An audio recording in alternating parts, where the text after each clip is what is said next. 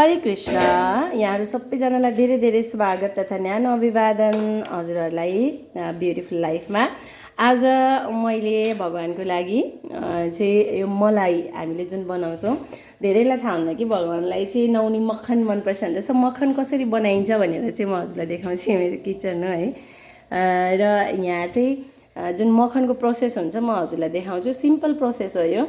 यसमा चाहिँ हामीले 4-5 दिनदेखि चाहिँ तर है दुधलाई पहिला राम्रोसँग उमाल्ने, अनि दुधलाई राम्रोसँग उमालिसकेपछि दुधको तर जुन हुन्छ, दुधको तर यसरी निकाल्ने है। र दुधको तर निकालिसकेपछि चाहिँ यो दुधको तर भयो, दुधलाई चाहिँ पहिला के गर्ने, मजाले उमालेपछि फ्रिजमा राख्नुपर्छ 4-5 घन्टालाई। अनि जब चिसो हुन्छ त्यसपछि बाक्लो बाक्लो तर लाग्छ यसरी है। र यो बाक्लो बाक्लो तर चाहिँ यो 5-6 दिनको कति हुन्छ हजुरले यसरी निकाल्ने। त्यसपछि यसमा चाहिँ हामी अब यो बनाउने प्रोसेसमा चाहिँ थोरै कर्ड राख्छौँ र दहीमा पनि दहीबाट निस्केको जुन यो छाली हुन्छ यसलाई हामी यसमा राख्छौँ। र यो नौनी यो चाहिँ जुन हामीले बनाउने प्रोसेस हुन्छ नौनी, यो चाहिँ हामीले दुधको तरबाट मक्खन बनाउँछौँ है। यसमा दहीको तरहरू त्यति युज हुँदैन, यो चाहिँ यो बनाउने बेलामा मात्रै हुन्छ। दुधलाई हामीले 5-6 दिनदेखि राखेको जुन हुन्छ त्यसलाई हामी नौनी भन्छ, मक्खन जुन हुन्छ मक्खन बनाउँछौँ।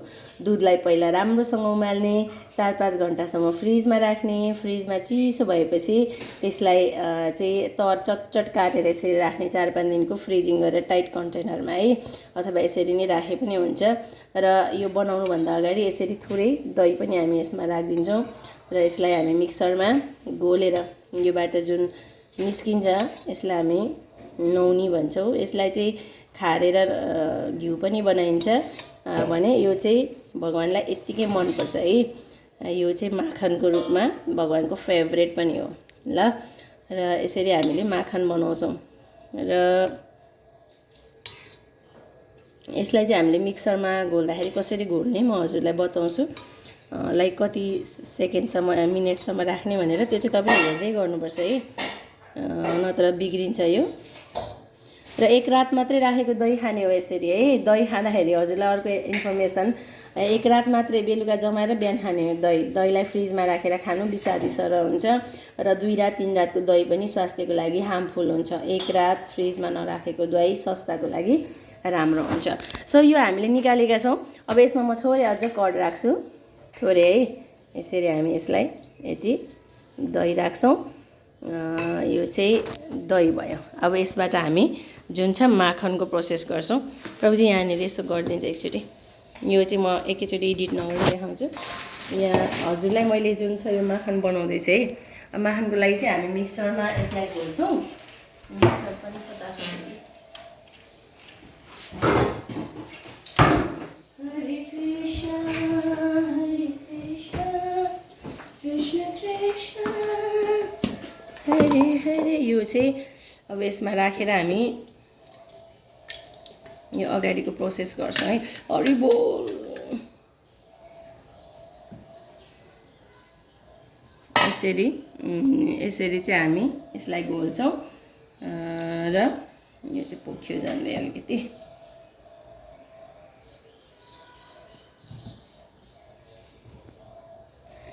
पहिला यसलाई हामी यतिकै थोरै पानी राखेर घोल्छौँ है। नर्मल पानी राख्नु सुरुमा।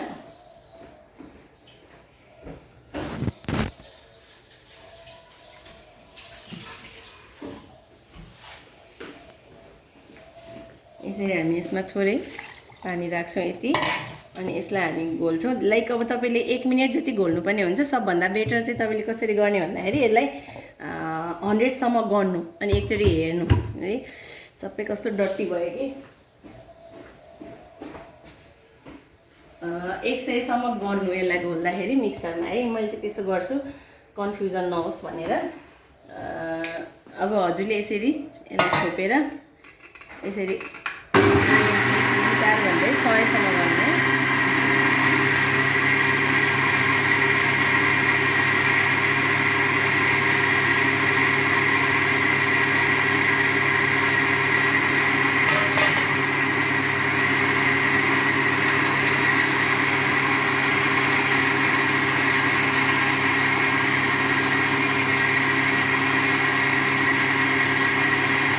एकचोटि त्यसपछि यसलाई हेर्ने, अनि यो रेडी भएको छ कि छैन भनेर। यो रेडी भएको छैन। अब फेरि हामी थोरै पानी राख्छौँ यसमा है।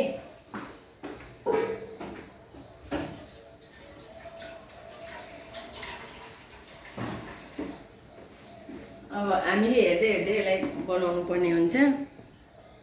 अब फेरि थोरै पानी राख्छौँ अनि एकचोटि फेरि यसलाई घोल्छौँ। 50 गर्नुन्जेल गर्नु। अब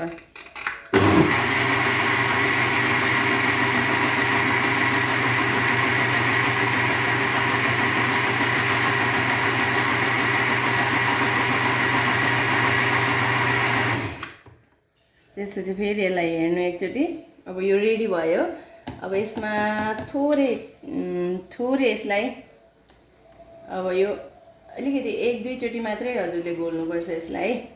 थोरै यहाँ हजुरले यसरी यो नौनी यसरी लागेको देख्नुहुन्छ। यो चाहिँ माखन रेडी भएको छ। अब एकैछिन यसरी एकचोटि गरिदिनु। त्यसपछि यो हाम्रो रेडी हुन्छ। यसरी हजुरले हेर्न सक्नुहुन्छ। यो चाहिँ माखन रेडी भएको छ। अब यसमा अलिकति पानी राखेर यसलाई हामी छोडिदिन्छौँ अनि यसलाई एकैछिनमा हामी निकाल्छौँ है। र यो चाहिँ यसरी रेडी हुन्छ। अब यसलाई चाहिँ हामी भगवानलाई यतिकै भोग लगाउने। यो चाहिँ भगवानको फेभरेट हो कि है। यसलाई चाहिँ हामी माखन भन्छौँ। हामीले नौनी घिउ भन्छौँ। तर नौनी घिउ चाहिँ हामीले दहीहरूबाट बनाउँछौँ भने चाहिँ यो चाहिँ दुधको तरहरूबाट मात्रै बनाउँछौँ है। सो कृष्णको फेभरेट हो माखन। माखन चोर भनेर पनि हामी भन्छौँ भगवानलाई हैन। सो यसरी सानो सानो लड्डु जस्तो बनाएर माखनको यो एकछिन यसलाई यो ओबाउन दिनुपर्छ है। लाइक पानी हुन्छ यसमा, यो जुन दुध हुन्छ यसलाई चाहिँ निक्लिन दिनुपर्छ।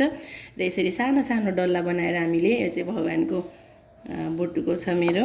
यसमा हामीले यसरी नै सानो सानो सबैलाई डल्ला बनाएर भगवानलाई सर्भ गर्ने हो। पहिला यसबाट एकैछिन हामीले यो छानिन दिनुपर्छ है दुध। अब चलन चल्तीमा तपाईँले नौनी जस्तो लाग्छ, तर नौनी चाहिँ हामीले दहीबाट बनाउँछौँ भने यो चाहिँ दुधको तरहरूबाट मात्रै हामीले 4-5 दिनको दुधको तरलाई स्टोर गरेर अनि लास्टमा घोल्ने दिन दही राखेर, दहीको तर छ भने त्यो दिन पनि राखेर अनि यसरी सानो सानो माखन चाहिँ हामीले बनाउन सक्छौँ। र यसरी नै यसलाई चाहिँ बनाउने हो है। सो माखन भनेको के हो भनेर धेरैले अब एज अ कृष्णको भक्त भएकोले म सोध्नुहुन्छ। त्यही भएर माखन भनेको चाहिँ यही हो है हजुर भनेर हजुरलाई मैले देखाउनको लागि यो भिडियो बनाएको। र माखन चाहिँ यसरी यो प्रोसेसबाट चाहिँ हामीले बनाउन सक्छौँ। र यसलाई चाहिँ हामीले खारेर घिउ पनि बनाउन सक्छौँ है। भगवानले खाएपछि के गर्ने, अब हामीलाई त यो भगवानलाई मनपर्छ, काँचो त हामीलाई मन पर्दैन भन्ने लाग्छ हैन। अनि त्यो चाहिँ हामीले भगवानलाई सर्भ गरिसकेपछि यसलाई खारेर हजुरले घिउ बनाएर राख्न सक्नुहुन्छ। सो यसरी हजुरले माखन बनाउने घरमा हो है। भगवानको फेभरेट माखन चोरलाई खुवाउन सक्नुहुन्छ। भगवानको लीला बुझ्नु गाह्रो छ। हामीले गोपिका के चोर भन्छौँ, वस्त्र चोर है, मन चोर, 16108 का पति के भन्छौँ। तर यो सब भगवानको लीला हो। र यो लीला बुझ्नको लागि शास्त्रको अध्ययन गर्नुपर्छ, भगवानसँग प्रेम गर्नुपर्छ, भगवानका भक्तहरूसँगको प्रेमलाई अघि बढाउनुपर्छ। यही प्रोसेस हुन्छ। सो हजुरले घरमा पनि यसरी माखन बनाउन सक्नुहुन्छ। दुधहरू बच्चाहरूले खाइ नै रहन्छ, एभ्रीडे दुधहरू चाहिँ वेस्ट भइरहेको हुन्छ हैन। तरहरू यतिकै खाइँदैन पनि नि त। सो तरहरूबाट यसरी भगवानको लागि पनि भयो फेभरेट माखन, अनि हजुरको लागि पनि के भयो, घिउ पनि भयो, बच्चाको लागि नौनी पनि यसरी बनाउन सक्नुहुन्छ। दुधको तरबाट बन्छ माखन है।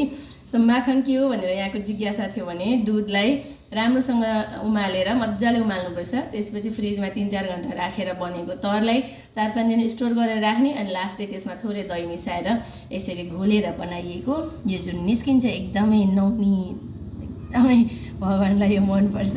यो भगवानको मुटु पनि यस्तै कोमलो छ। सो यो चाहिँ माखन बनाउने तरिका हजुरलाई मैले सिकाएको छु। ब्युटिफुल लाइफमा ब्युटी अनि हेल्थसँग रिलेटेड भिडियोहरू बनाउने गर्छौँ हामी। र आज मैले हजुरहरूलाई माखन कसरी बनाउने भनेर भिडियो बनाएको छु। आई थिङ्क यहाँलाई मन पर्यो होला। मन पर्यो भने लाइक तथा सेयर गर्नु होला। हाम्रो च्यानललाई सब्सक्राइब गर्न नबिर्सनु होला। तपाईँलाई जानकारीमूलक भिडियोहरूका साथमा स्वास्थ्य र सुन्दरतासँगको जानकारी हामी प्रस्तुत गर्नेछौँ। आफ्नो ख्याल गर्नुहोला। हरे कृष्ण। फेरि भेटौँला। धन्यवाद हजुरहरूले हेरिदिनु भयो। जसले सब्सक्राइब गर्नुभएको छ, सेयर गर्नुभएको छ, धन्यवाद। हरि बोल।